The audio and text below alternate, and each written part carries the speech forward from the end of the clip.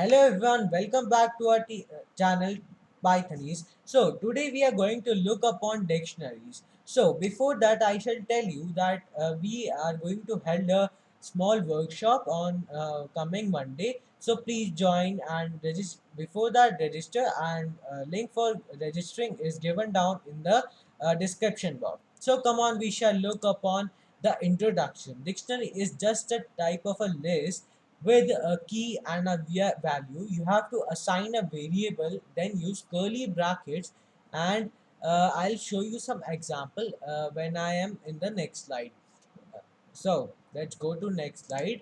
uh, let's look upon hash table. Hash table are in simple terms basic methods to access values in a key in dictionary.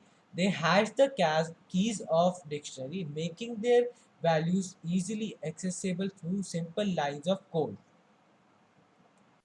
So this is just a dictionary with curly brackets, and Hardik, Muskan, Daksh are just the key, and Pythonese 2, 3 are just the values of these respectively. So if this is the hash table we were talking about. Hash table is just the basic method to obtain the value of a certain key. But if you just write the value of to obtain a key, it will just show a simple error. Now I shall just run this. You can see the value is Pythonese. So here we got to know that value can be anything, a string. Now I would like to present a simple problem after you. So let's see. If you had a problem to count how many times one character occurs in a string, what are the different methods you can use to solve this problem? First is to make a list and do using list, and then second method is make 26 variable increase for each character. Fourth and the easiest method is through dictionaries. So let's look upon the dictionary methods. So let's pass on to the other member.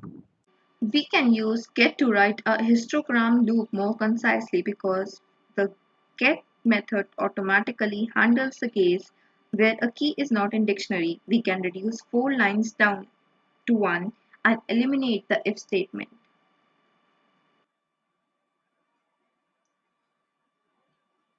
One of the common uses of dictionary is to count the occurrence of a word. In this code, the variable word equals to Pythonese, variable d equals to dictionary. For C in word, d in bracket c equals to d dot get in bracket c o plus 1. Print d. We will run it. It shows that in the word how many times does the letter get repeated. P repeats one time, Y repeats one time, T also repeats one time, H one time, O one time, N one time, E three times, and S one time. Let's check out what's the relation between dictionaries and files. We will make a folder and open it as a PyCharm Community Edition project as shown in the video for files. Go check out the video for a better understanding on our YouTube channel Pythonese. We'll put a text file in it and open a new Python file and write the code. You will see that we have two for loops. The outer loop is reading the lines of the file and the inner loop is iterating through each of the words on that particular line.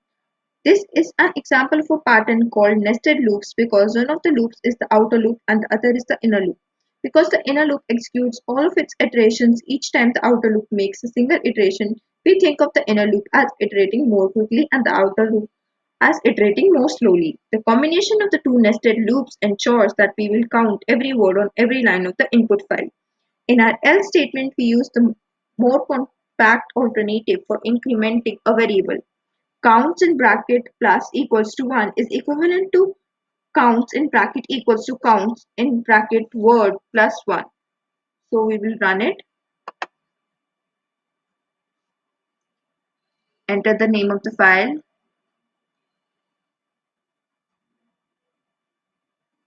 and it will give a count of how many times each word is repeated. I wrote, hey, follow us on Instagram and subscribe on YouTube. Hey gets repeated 1, follow 1, us 1, on 2. Instagram one, and one, subscribe one, and YouTube also one. First of all, we have to remove all our punctuation from the file name, then open it and make a variable assigning it an empty dictionary. Then use the split method and the for method, and now you'll get it added to the variable. But how will you deal with the punctuations? Import string is the solution to that. Moving on. Now we'll learn to understand key and value printing. Now, how will you print keys in a list? You can use the keys method after the variable name. And what about key and value both? You can use for a loop for that, and you can do it in this example shown here. Here we have seen that counts, which is a variable, contains a dictionary, and keys are the keys that we want to get. By printing this, we will get the value of all the keys. Thank you.